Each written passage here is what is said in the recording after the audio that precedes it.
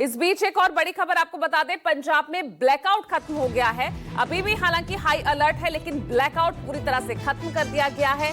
हालांकि देखिए, लोगों को घर से बाहर नहीं निकलने की हिदायत भी दी जा रही है। अभी भी प्रिकॉशनरी मोड पर यहां पर चला जा रहा है और अभी भी क्योंकि पंजाब के जो बॉर्डर से लगते हुए एरियाज थे, हम देख रहे थे किस तरह से वहां पर लगातार ड्रोन और मिसाइल अटैक पाकिस्तान की तरफ से हो रहे थे।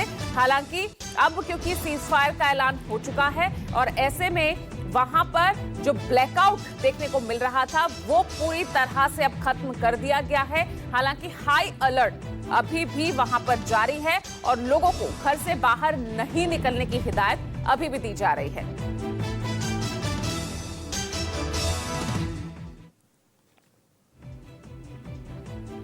तो बड़ी खबर आपको बता दें, पिछले 4 दिन किस तरह से जम्मू से लेकर आप गुजरात की बात कर ले, राजस्थान की बात कर लें, किस तरह से वहां के बॉर्डर एरियाज को निशाना बना रहा था पाकिस्तान। हालांकि उसके हर मंसूबे पर पानी फेरता नजर आया।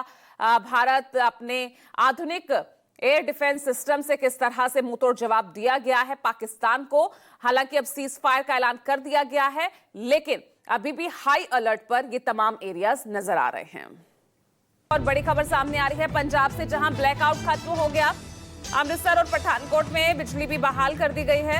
अब सुबह 5:45 बजे करीब ये ब्लैकआउट हटाया गया है और पंजाब में हालांकि अभी भी हाई अलर्ट है। लोगों का घर से बाहर अभी फिलहाल ने यही हिदायत दी जा रही है कि वो घरों से बाहर ना निकले। पठानकोट से आप देख रहे हैं अमित पांडे हमारे साथ जुड़े हुए हैं। अमित, हालांकि सीज फायर का ऐलान कर दिया गया है, लेकिन अभी भी पूरी अलर्टनेस वहां पर दिख रही है। ब्लैकआउट भी खत्म हो गया है।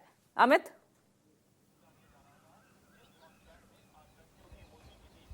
जी बिल्कुल पूजा, जिस तरीके से कल सीज फायर की बात कही गई और उसके बाद लोगों, अगर मैं स्पेशली पठानकोट की बात करूं तो लोगों ने काफ़ी राहत की सांस ली, क्योंकि सबसे ज़्यादा इम्पैक्ट जो है वो पठानकोट पर ही पड़ता है, क्योंकि एक स्ट्रेटेजिकली काफ़ी इम्पॉर्टेंट एरिया है और यहाँ पर एयर बेस है। तो हमने देखा भी था कि लगातार पाकिस्तान जो है पठानकोट को टारगेट कर रहा था और जब ये खबर लोगों के सामने आई कि सीज फायर जो है वो दोनों देशों के बीच में हो गया है, तो लोग जो है काफी खुश हुए।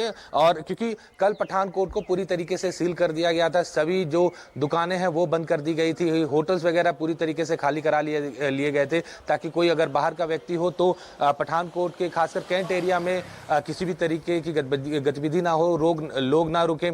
इसके अलावा अगर हम बात करें तो पठानकोट के अलावा जो भी सरहदी इलाके हैं, चाहे फिरोजपुर हो, गुरदासपुर हो, अमृतसर हो, इन सभी इलाकों में जो ब्लैकआउट है आज सुबह जो है वो हटा लिया गया है। लेकिन कल रात हमने देखा था कि 9 बजे के करीब इन सभी जो शहर हैं उन सभी जगहों पर सायरन की जो है आवाज सुनी गई। उसके बाद ब्लैकआउट किया गया और कई जगह पर ड्रोन भी देखे गए। हालांकि कोई धमाके की खबर इन किसी भी शहरों में नहीं आई है और खासकर पठानकोट में हमने खुद देखा था कि 9, 9:30 बजे के आसपास जो है वो ड्रोन की एक्टिविटीज देखी गई। हो सकता है कि पाकिस्तान की तरफ से, क्योंकि हमें पता है कि पाकिस्तान जो है वो बोलता कुछ है करता कुछ है और पीठ में छुरा भूकना उसका जो है वो पुरानी आदत है। भले ही एक तरफ बात हो रही है सीज फायर की, लेकिन जिस तरह से हमने देखा कि जम्मू कश्मीर और श्रीनगर में पाकिस्तान की तरफ से जो कल सीज फायर का उल्लंघन हुआ, इसको लेकर पंजाब के जितने भी सरहदी एरियाज हैं वहां पर हाई अलर्ट रखा हुआ है। आर्मी पूरी तरीके से अलर्ट है, वो किसी भी परिस्थिति को निपटने के लिए तैयार है और किसी भी तरीके से कोई ढिलाई जो है वो नहीं बरती जा रही है। हालांकि पठानकोट में जहां पर मैं मौजूद हूं, लोगों की जिंदगी जो है वो आज ये मान के चल रहे हैं कि थोड़ी सी राहत मिलेगी। कुछ दुकानें जो हैं, मैं अपने पीछे दिखाता हूं कि कुछ दुकानें जो है वो खुलनी शुरू हो गई हैं। लोग जो हैं उम्मीद कर रहे हैं कि आज नॉर्मलसी जो है वो यहाँ पर वापस आ जाएगी और लोग अपनी दिनचर्या जो है आम दिनों की तरह जो है वो फिर से शुरू कर पाएंगे। लेकिन जैसा मैं बार बार कह रहा हूँ कि पठानकोट जो है काफी सेंसिटिव है और स्ट्रैटेजिकली भारत के लिए बहुत इंपॉर्टेंट एरिया है। ऐसे में किसी भी तरीके से सरकार ना ही आर्मी कोई ढिलाई देना चाहती है, इसलिए लोगों को हिदायत दी जा रही है अलर्ट मोड पे रहना चाहिए। जो लगातार जिससे धोखा देने की आदत हो, सीज फायर ऐलान के बाद भी जो सीज फायर का उल्लंघन कर सकता हो, तो ऐसे में तो अलर्ट रहना ही चाहिए।